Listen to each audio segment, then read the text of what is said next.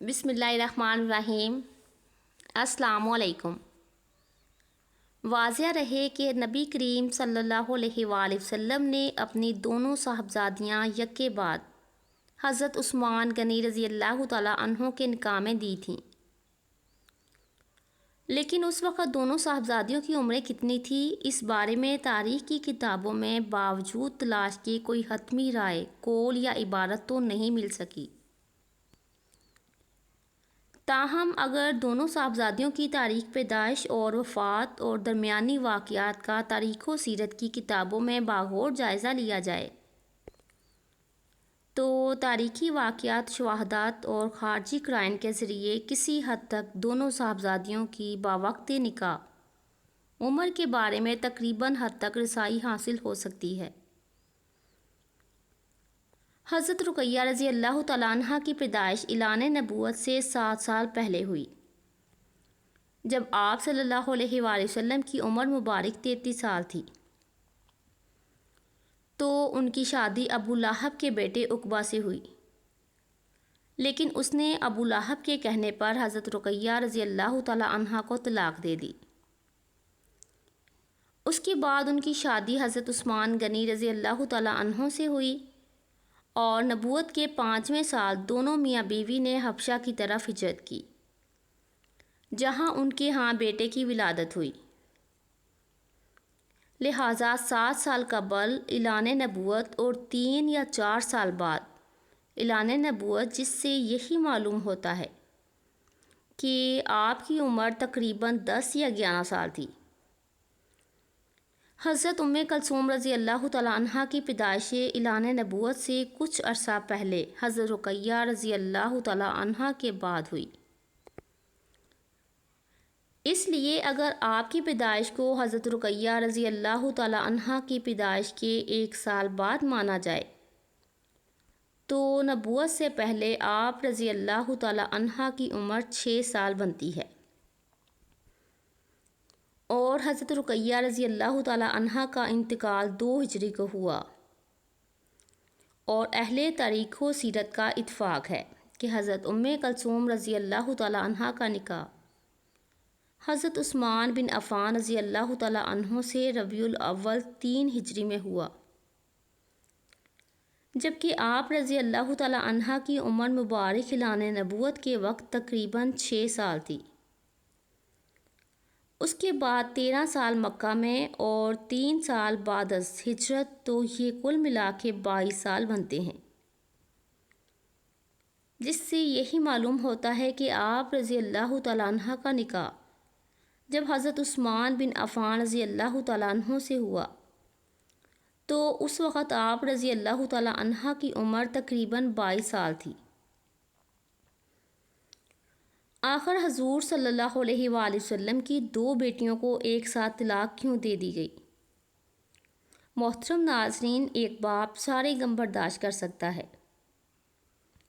لیکن جب اس کی جوان بیٹیوں پر کوئی مصیبت آ جائے تو اس بوڑھے باپ کی کمر توڑ کر رکھ دیتی ہے۔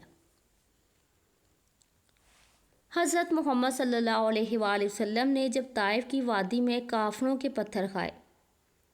تب بھی آپ صلی اللہ علیہ وآلہ وسلم نے کسی کو بد دعا نہ دی۔ جنگ احد میں آپ صلی اللہ علیہ وآلہ وسلم کو کافروں نے اوپر سے نیچے گرایا، تب بھی آپ صلی اللہ علیہ وآلہ وسلم نے کسی کو بد دعا نہ دی۔ لیکن جس وقت حضرت محمد صلی اللہ علیہ وآلہ وسلم کی 2 بیٹیوں کو اچانک طلاق دی گئی تو آپ صلی اللہ علیہ وآلہ وسلم بیٹیوں پر آنے والے اس غم کو برداشت نہ کر سکے، اور طلاق دینے والے اس ظالم انسان سے کہا کہ جا، میں تجھے بد دعا دیتا ہوں کہ اللہ تعالیٰ تجھ پر اپنا کوئی کتا مسلط کر دے۔ محترم ناظرین، یہ واقعہ حضرت محمد صلی اللہ علیہ وآلہ وسلم کی 2 بیٹیوں حضرت رقیہ رضی اللہ تعالیٰ عنہ اور حضرت کلثوم رضی اللہ تعالیٰ عنہ کا ہے، کہ جن کی شادی حضرت محمد صلی اللہ علیہ وآلہ وسلم نے نبوت کے اعلان سے پہلے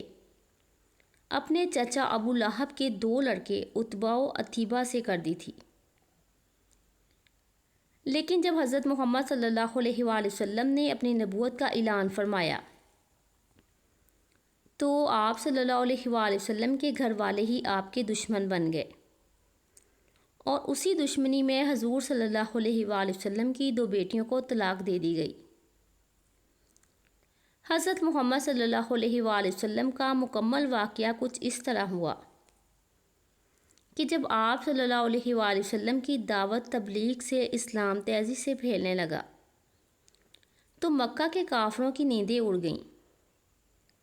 اور انہیں کسی پل بھی سکون نہ ملتا۔ وہ ایسے موقع کی تلاش میں رہتے کہ جب وہ حضرت محمد صلی اللہ علیہ وآلہ وسلم اور غریب مسلمانوں کو تکلیف دے کر انہیں اسلام چھوڑنے پر مجبور کر سکے۔ یہاں تک کہ ان ظالموں نے حضرت محمد صلی اللہ علیہ وآلہ وسلم کے قتل کا منصوبہ بنا رکھا تھا، لیکن اللہ تعالیٰ نے حضرت محمد صلی اللہ علیہ وآلہ وسلم کی مدد فرمائی اور ان ظالموں کی سازشوں کو ناکام کر دیا۔ مکہ کے کافروں نے بیچارے کمزور مسلمانوں کو اپنا نشانہ بنایا اور ان کو تڑپا تڑپا کر دل کی بھڑاس نکالنے لگے۔ اس کام میں مکہ والے تنہا نہ تھے، بلکہ بہت سے دوسرے قبیلے والے بھی ان کا ساتھ دیا کرتے تھے۔ دن بہ دن ان کے ظلم و ستم بڑھتے ہی جا رہے تھے۔ ان میں کچھ ایسے بھی بے رحم تھے کہ جن کے سینوں میں دل ہی نہیں تھا بلکہ پتھر کے ٹکڑے تھے۔ ان لوگوں نے بے بس مسلمانوں کو قید کر کے بہت مارا پیٹا، انہیں بھوکا پیاسا رکھا، مکہ کی تپتی ریت پر لٹا کر لوہے کی گرم سلاخوں سے داغا۔ انہیں بے بس مسلمانوں میں حضرت عمار بن یاسر رضی اللہ تعالیٰ عنہ بھی تھے کہ جن کو مکہ کے ظالم لوہے کی زرہیں پہنا کر دھوپ میں لٹا دیتے اور اس تپتی زمین پر انہیں اتنا زیادہ مارتے کہ وہ بے ہوش ہو جاتے۔ انہیں کمزور مسلمانوں میں حضرت خباب بن ارت رضی اللہ تعالیٰ عنہ بھی تھے کہ جن کے سر کو لوہے کی گرم سلاخوں سے داغا جاتا۔ ایک دن تو ظالموں نے حد کر دی کہ کوئلہ دہکا کر اس پر حضرت خباب کو چت لٹا دیا، اور یہاں تک کہ وہ کوئلہ ان کے خون سے ٹھنڈا پڑا۔ انہی مظلوم مسلمانوں میں حضرت بلال حبشی رضی اللہ تعالیٰ عنہ بھی تھے کہ جو امیہ بن خلف کے غلام تھے۔ جب حضرت بلال رضی اللہ تعالیٰ عنہ نے اسلام قبول کیا تو ان کے مالک نے ان کا کھانا پانی بند کر دیا، اور پھر جب حضرت بلال حبشی رضی اللہ تعالیٰ عنہ بھوک پیاس سے بے حال ہو جاتے تو ٹھیک دوپہر کے وقت وہ ظالم حضرت بلال حبشی رضی اللہ تعالیٰ عنہ پر گرم تپتی چٹان رکھ کے انہیں دھوپ میں لٹا دیتا تاکہ وہ اسلام کو چھوڑ دیں۔ لیکن حضرت بلال حبشی رضی اللہ تعالیٰ عنہ ان سبھی تکلیفوں کو برداشت کرتے اور اپنی زبان سے صرف ایک ہی لفظ کہتے کہ میرا اللہ صرف ایک ہے، اس کے علاوہ کوئی دنیا کا مالک نہیں۔ حضرت محمد صلی اللہ علیہ وآلہ وسلم جب بھی حضرت بلال حبشی رضی اللہ تعالیٰ عنہ کے پاس سے گزرتے تو ان کی ایسی تکلیفیں دیکھ کر آپ صلی اللہ علیہ وآلہ وسلم کی آنکھوں میں آنسو بھر آتے، اور پھر حضرت بلال حبشی رضی اللہ تعالیٰ عنہ سے فرماتے کہ اے بلال صبر کرنا، اللہ تعالیٰ تمہیں اس کا بہتر بدلہ عطا فرمائے گا۔ بات یہاں تک نہ تھی بلکہ ایک دن آپ صلی اللہ علیہ وآلہ وسلم کی 2 بہت چہیتی بیٹیاں حضرت رقیہ رضی اللہ تعالیٰ عنہا اور حضرت ام کلثوم رضی اللہ تعالیٰ عنہا کو بھی اچانک طلاق دے دی گئی تاکہ آپ صلی اللہ علیہ وآلہ وسلم پوری طرح ٹوٹ جائیں اور اسلام کی دعوت دینا چھوڑ دیں، کیونکہ جب حضرت محمد صلی اللہ علیہ وآلہ وسلم نے جب مکمل طور پر اپنے نبی ہونے کا کھلا اعلان فرمایا تو ابو لہب نے حضرت محمد صلی اللہ علیہ وآلہ وسلم کو گالیاں دینا شروع کر دیں اور کہنے لگا کہ اے محمد صلی اللہ علیہ وآلہ وسلم تیرا برا ہو، تو اس پر اللہ تعالیٰ نے قرآن پاک کی آیتیں نازل کرتے ہوئے فرمایا کہ برا تو ابو لہب کا ہوگا۔ حضرت رقیہ رضی اللہ تعالیٰ عنہا اور حضرت ام کلثوم رضی اللہ تعالیٰ عنہا آپ صلی اللہ علیہ وآلہ وسلم کے بیچ کی دو بیٹیاں تھیں۔ یہ ابو لہب کے دو بیٹوں عقبہ و عتیبہ کے ساتھ نکاح کے رشتے میں تھیں۔ وہ دونوں لڑکے اپنے باپ ابو لہب کی طرح بے رحم انسان تھے اور اسلام کے کٹر دشمن تھے۔ حضرت محمد صلی اللہ علیہ وآلہ وسلم کی ان دونوں بیٹیوں کا نکاح تو ابو لہب کے لڑکوں سے ہو گیا تھا، لیکن ابھی تک رخصتی نہیں ہوئی تھی۔ چنانچہ ایک زمانے تک ابو لہب کے ان دونوں لڑکوں نے حضرت محمد صلی اللہ علیہ وآلہ وسلم کی لڑکیوں کے ناک میں دم کیسے رکھا اور کڑوی کڑوی باتوں سے ان کا دل چھیڑتے رہے، لیکن بد نصیب ابو لہب کو اس سے بھی سکون نہ ملا، اور آخر ایک دن اپنے لڑکوں سے کہنے لگا کہ اگر تم محمد صلی اللہ علیہ وآلہ وسلم کی لڑکیوں کو طلاق نہیں دو گے تو تم پر میرا گھر حرام ہے۔ باپ کے حکم پر یہ دونوں لڑکے حضرت محمد صلی اللہ علیہ وآلہ وسلم کے پاس پہنچے۔ اس وقت آپ صلی اللہ علیہ وآلہ وسلم کعبہ شریف کے پاس بیٹھے ہوئے تھے کہ اچانک پیچھے سے جا کر ان دونوں لڑکوں نے حضرت محمد صلی اللہ علیہ وآلہ وسلم کو دھکا دیا، اور پھر ایک نے آپ صلی اللہ علیہ وآلہ وسلم کا گریبان پکڑ کر اتنی زور سے گھسیٹا کہ آپ صلی اللہ علیہ وآلہ وسلم کا گریبان بھی پھٹ گیا، اور پھر عتیبہ چیختے ہوئے کہنے لگا کہ اے محمد صلی اللہ علیہ وآلہ وسلم، جا، آج سے ہم دونوں نے تیری دونوں لڑکیوں کو طلاق دے دی۔ جس وقت ان ظالموں نے حضرت محمد صلی اللہ علیہ وآلہ وسلم کی بیٹیوں کو طلاق دی تو آپ صلی اللہ علیہ وآلہ وسلم کا دل ٹوٹ کر رہ گیا۔ جب طائف کی وادی میں آپ صلی اللہ علیہ وآلہ وسلم پر ظالموں نے پتھر برسائے تھے، تب بھی آپ صلی اللہ علیہ وآلہ وسلم نے کسی کو بد دعا نہ دی تھی۔ جب جنگ احد کے موقع پر آپ صلی اللہ علیہ وآلہ وسلم کو اوپر سے نیچے گرایا گیا، تب بھی آپ صلی اللہ علیہ وآلہ وسلم نے کسی کو بد دعا نہ دی، لیکن جس وقت ابو لہب کے ان دونوں لڑکوں نے آ کر آپ صلی اللہ علیہ وآلہ وسلم کی بیٹیوں کو طلاق دی تو بیٹیوں پر گر پڑنے والا یہ غم آپ صلی اللہ علیہ وآلہ وسلم برداشت نہ کر سکے اور کہنے لگے کہ اے عتیبہ، جا، میں تم دونوں کو بد دعا دیتا ہوں کہ اللہ تعالیٰ تم پر اپنا کوئی کتا مسلط کر دے۔ اور پھر حضور محمد صلی اللہ علیہ وآلہ وسلم کا بد دعا ایسی اثر کی کہ ایک روز ابو لہب کا یہی لڑکا ایک قافلے کے ساتھ شام شہر کی طرف تجارت کے لیے جا رہا تھا، تو رات میں ایک جگہ اچانک شیر آ گیا۔ اس نے قافلے کے سبھی لوگوں کو سونگھا لیکن کسی سے کچھ نہ بولا، لیکن جب عتبہ کے پاس پہنچا تو اسے سونگھتے ہی اس پر حملہ بول دیا اور چیر پھاڑ کر اس کے جسم کے ٹکڑے کر دیے۔ جب ابو لہب کے دونوں بیٹوں نے حضرت محمد صلی اللہ علیہ وآلہ وسلم کی بیٹیوں کو طلاق دے دی تو آپ صلی اللہ علیہ وآلہ وسلم نے اپنی بڑی بیٹی کی شادی حضرت عثمان رضی اللہ تعالیٰ عنہ سے کر دی۔ لیکن کچھ دنوں بعد جب حضور محمد صلی اللہ علیہ وآلہ وسلم کی اس بڑی بیٹی کی وفات ہوئی تو آپ صلی اللہ علیہ وآلہ وسلم نے اپنی دوسری بیٹی کی بھی شادی حضرت عثمان رضی اللہ تعالیٰ عنہ سے کر دی۔ اس لیے حضرت عثمان بن عفان رضی اللہ تعالیٰ عنہ کو ذوالنورین کہا جاتا ہے، مطلب انہیں حضرت محمد صلی اللہ علیہ وآلہ وسلم کے گھرانے کے دو نور حاصل ہوئے۔ واقعہ کچھ اس طرح ہے کہ ایک مرتبہ ابو لہب کے بیٹے عتبہ نے نبی کریم صلی اللہ علیہ وآلہ وسلم کی شان اقدس میں انتہا درجے کی گستاخی کرتے ہوئے غلط زبان استعمال کی، حتیٰ کہ یہ بدبخت آقائے دو جہاں حضرت محمد صلی اللہ علیہ وآلہ وسلم پر جھپٹ پڑا اور آپ صلی اللہ علیہ وآلہ وسلم کے کرتہ مبارک کو پھاڑ ڈالا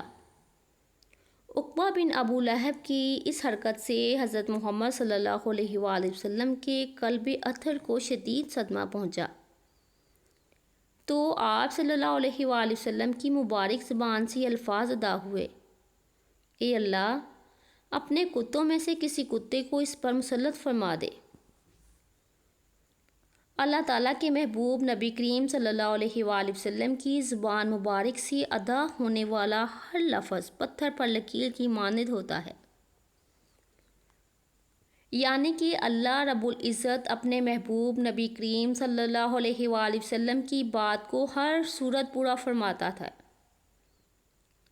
اس بات سے مشرکین بھی اچھی طرح واقف تھے کہ آپ صلی اللہ علیہ وآلہ وسلم نے جو فرمایا ہے وہ پورا ہو کر رہے گا، لیکن ان کی عقلوں پر پردہ پڑا ہوا تھا۔ اگلے دن ابو لہب اور ان کا بیٹا عتبہ دونوں بدبخت تجارت کی غرض سے ایک قافلے کے ساتھ شام کی طرف روانہ ہوئے۔ سفر کرتے کرتے رات ہو گئی۔ قافلے والے زرقہ کے مقام پر ایک راہب کے پاس رات گزارنے کے لیے ٹھہرے۔ راہب نے قافلے والے کو پہلے ہی آگاہ کر دیا تھا کہ یہاں آس پاس جنگلی درندے بہت ہیں، اس لیے ہوشیار رہنا۔ یہ سن کر ابو لہب کو حضرت محمد صلی اللہ علیہ وآلہ وسلم کی وہ بات یاد آ گئی، اور اس نے قافلے والوں سے کہا کہ اے لوگو، محمد صلی اللہ علیہ وآلہ وسلم نے میرے بیٹے عقبہ کے لیے ہلاکت کی دعا کی ہے، اس لیے کسی درندے کے حملے کا مجھے یقین ہے۔ تم لوگ سارا سامان تجارت ایک جگہ اکٹھا کر کے اس کے اوپر عقبہ کا بستر لگا دو، اور سب لوگ اس کے ارد گرد سو جاؤ تاکہ میرا بیٹا درندے کے حملے سے محفوظ رہے۔ چنانچہ قافلے والوں نے عتبہ کی حفاظت کا پورا بندوبست کیا اور سب سو گئے۔ کچھ دیر بعد ایک شیر وہاں آن پہنچا، مگر اس نے کسی پر حملہ کرنے کی بجائے سوئے ہوئے لوگوں کو سونگھنا شروع کر دیا اور آگے بڑھتا رہا، مگر کسی کو ذرا برابر بھی خروچ نہیں ماری، جس سے یہ لگتا تھا کہ یہ بھوکا نہیں ہے، ورنہ اتنے لوگوں میں سے کسی کو بھی چیر پھاڑ کر رکھ دیتا۔ یہ سب کو سونگھتا ہوا آخر اس بندے تک پہنچ گیا، لیکن اسے جس کی تلاش تھی اس کی بو اسے محسوس نہیں ہوئی۔ یہ کچھ قدم آگے چلا گیا، لیکن پھر اچانک مڑا اور تجارتی سامان کی جانب آ کر رک گیا۔ اسی سامان کے اوپر وہ بدبخت اور گستاخ رسول صلی اللہ علیہ وآلہ وسلم سو رہا تھا۔ یہ جگہ کافی اونچی تھی اور اسی لیے اسے اونچا کیا گیا تھا تاکہ کوئی درندہ عتبہ پر حملہ نہ کر سکے، پر شیر نے تجارتی سامان پر چھلانگ لگا دی اور ابو لہب کے بیٹے عقبہ کے بستر پر جا پہنچا۔ یہ شیر جو کچھ لمحے پہلے بالکل عام جانور کی طرح لگ رہا تھا، ابو لہب کے بیٹے عقبہ کو دیکھتے ہی خونخوار لہجے میں دھاڑنے لگا اور پوری طاقت سے عتبہ کے سر کو اپنے خونخوار نوکیلے دانتوں سے دبوچ لیا۔ سب قافلے والے بھی جاگ گئے تھے، مگر اس شیر کی دھاڑ اتنی غضبناک تھی کہ کوئی اس کے سامنے تک نہ آیا، اور ابو لہب اپنے بیٹے کو بچانے کی دہائی دیتا رہا۔ اس شیر نے حیران کن طور پر عقبہ کا ناخون پیا اور نہ ہی گوشت نوچ کر کھایا۔ شیر نے صرف عتبہ کے سر کو اس قدر بری طرح چبایا کہ دیکھنے والوں کے ہوش اڑ گئے، اور عقبہ تڑپ تڑپ کر جہنم واصل ہوا۔ اس کے بعد بھی اس شیر نے کسی اور کو نقصان نہ پہنچایا اور اچانک وہاں سے چلا گیا۔ بعد میں لوگوں نے اس شیر کو تلاش کیا، مگر کچھ بھی پتہ نہ چل سکا کہ آخر یہ شیر کہاں سے آیا تھا اور کدھر غائب ہو گیا۔ محترم ناظرین، نبی کریم صلی اللہ علیہ وآلہ وسلم کے گستاخوں کو اللہ رب العزت اس دنیا میں ہی سبق سکھا دیتا ہے، آخرت کا عذاب تو ابھی باقی ہے۔ تاریخ گواہ ہے اللہ جس کسی بدبخت نے پیارے آقا صلی اللہ علیہ وآلہ وسلم کی ناموس رسالت کو پامال کیا، اس کا انجام عبرتناک ہوا اور عقبہ کا سر چبانے والے شیر جیسے شیر آتے رہے ہیں اور آتے رہیں گے انشاءاللہ۔ اللہ پاک ہمیں حضرت محمد صلی اللہ علیہ وآلہ وسلم سے سچی محبت رکھنے کی توفیق عطا فرمائے اور ہمیں نیکوکاروں میں شامل کرے، آمین ثم آمین۔ محترم ناظرین، کمنٹ باکس میں اللہ تعالیٰ کے 99 ناموں میں سے ایک نام ضرور ٹائپ کیجیے گا۔ شکریہ، اللہ حافظ۔